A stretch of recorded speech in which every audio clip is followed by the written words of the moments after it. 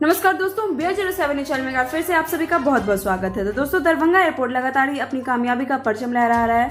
विमानों से लेकर यात्रियों तक की संख्या में लगातार वृद्धि हो रही है और यही वजह है कि हरदीप सिंह पुरी हो या फिर दरभंगा के सांसद गोपाल जी ठाकुर, सभी लोग दरभंगा एयरपोर्ट को और भी बड़े एयरपोर्ट में बदलना चाहते हैं।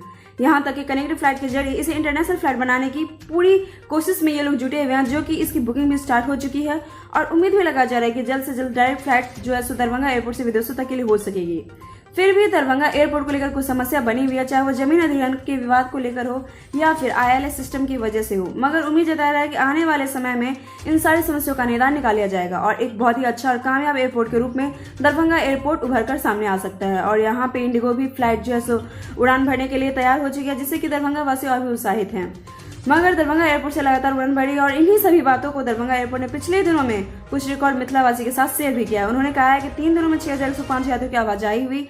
वहीं 24 विमान दरभंगा एयरपोर्ट पर 24 विमान दरभंगा एयरपोर्ट से प्रस्थान किए हैं और आने वाले यात्रियों की संख्या जो है वो है 2204 थी, जबकि जाने वाले यात्रियों की संख्या ज्यादा रही 3901। दोस्तों, मौसम खराब अनुमान लगा जा रहा है मौसम में, जिसकी वजह से थोड़ी सी रफ्तार धीमी पड़ सकती है, मगर जिस तरह से दरभंगा एयरपोर्ट लगातार रिकॉर्ड बनाते जा रहा है, इसको देखकर अब पूरा अनुमान लगाया जा रहा है कि जल्द ही जो है सो इंटरनेशनल एयरपोर्ट ये बन सकेगा दरभंगा एयरपोर्ट और जल्द ही ILS सिस्टम जो है सो हो सकेगा प्रोसेस में, ताकि जो ठंड के समय में बार बार जो फ्लाइट को डिले करना पड़ता था वो सारी समस्याओं से निदान मिल सकेगा।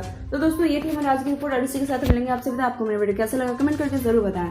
साथ ही लाइक से सब्सक्राइब जरूर करें, प्रेस करें बेल आइकन, ताकि हमारा वीडियो सबसे पहले पहुंचे आपके पास। साथ ही इस बारे में आपकी क्या राय है जरूर कमेंट करें और जितना से कमेंट जरूर करें, शेयर जरूर करें, सब्सक्राइब बिल्कुल भी करना ना भूलें। शुक्रिया।